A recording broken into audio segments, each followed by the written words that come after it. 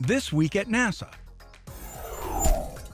What we have to do is move forward in a way that preserves the very best of NASA, but recognizes that what we have invested in can now be done in partnership with others, and that others have a lot to bring to the table as well. NASA Deputy Administrator Lori Garver provided keynote remarks at this year's International Symposium for Personal and Commercial Spaceflight held in Las Cruces, New Mexico. With Business at the Speed of Innovation, the conference theme, Garver focused on NASA's vision for future exploration and a strong commercial space capability that'll spur job creation and strengthen the country's economy. Greg Whitney, Thomas Gonzalez Torres, and Judd Freeling share a special distinction. They're NASA's newest flight directors in mission control at the Johnson Space Center in Houston. They'll help manage International Space Station operations, integrate cargo and crew vehicles, and assist in planning future exploration missions. Whitney, Gonzalez Torres, and Freeling have 40 years of combined experience at NASA. If the past is any indication, science research on the now complete International Space Station, the world's only laboratory in microgravity, will continue to improve life here on Earth.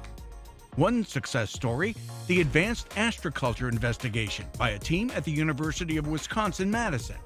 Their research conducted during 3 station expeditions will help create high-energy, low-mass food sources in limited volume for both long-duration spaceflight and here on terra firma.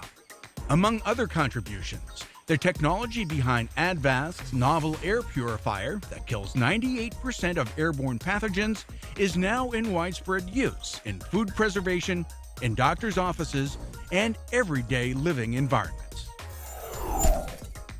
Mars exploration rovers Spirit and Opportunity have been honored with Popular Mechanics Mechanical Lifetime Achievement Award for their dogged pursuit of exploration on the Red Planet. The 2011 Breakthrough Awards were presented to the rover team at an invitation-only awards gala and ceremony in New York.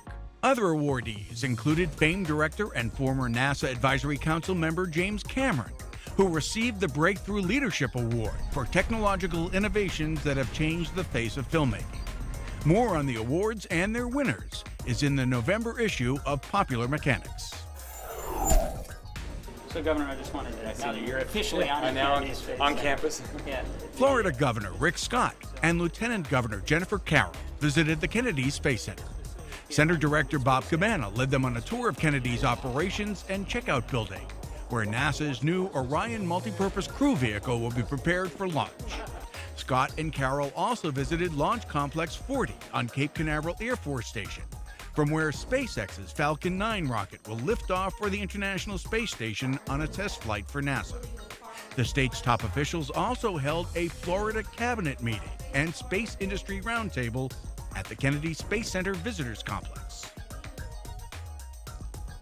And now, centerpieces.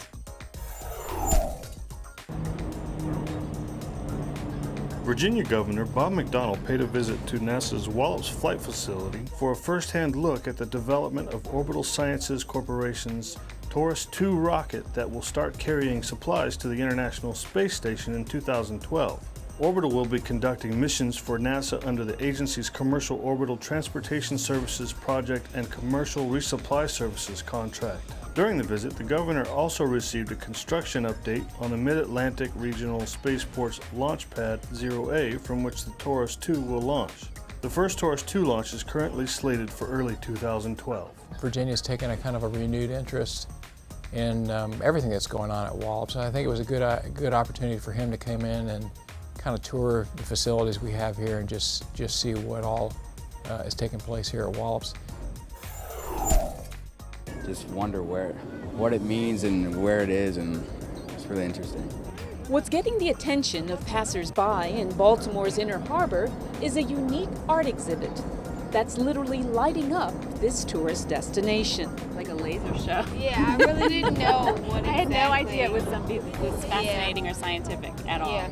But it is science. The green line represents the different kinds of information NASA's Hubble Space Telescope gets when it looks out into the cosmos. the real true physics that allow astronomers to understand what the object is all about. We learn about the temperature, the physical conditions, we learn about their distance. After decades of seeing the beautiful pictures from Hubble, artist Tim Roth wanted to shine a new light on the 21-year-old newsmaker.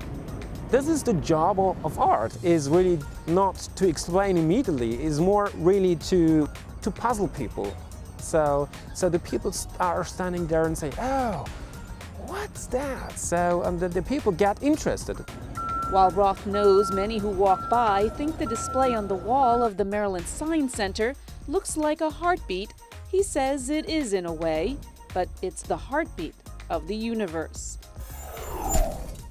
I just want to say that we're all big space nuts. We're all want the space program to continue, and we have to keep exploring. Singer and musician Peter Frampton toured the Johnson Space Center at the invitation of Expedition 28 astronaut Ron Guerin. Frampton visited the Mission Control Center, where he spoke with astronaut Mike Fossum aboard the International Space Station.